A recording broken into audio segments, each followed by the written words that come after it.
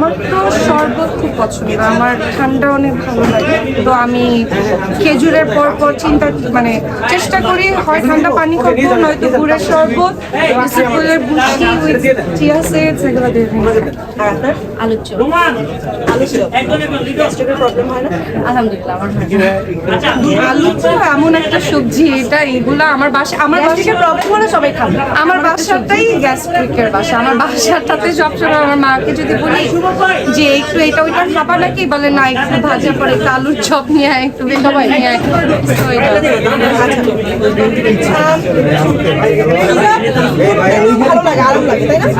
আরাম লাগে, কিন্তু আমি খুব ভালো হিসাব এখন করতে পারি না। আসলে সুন্দর লাগছে। আমি পারি না, আমি শুধু আমি না সত্যি পারি না।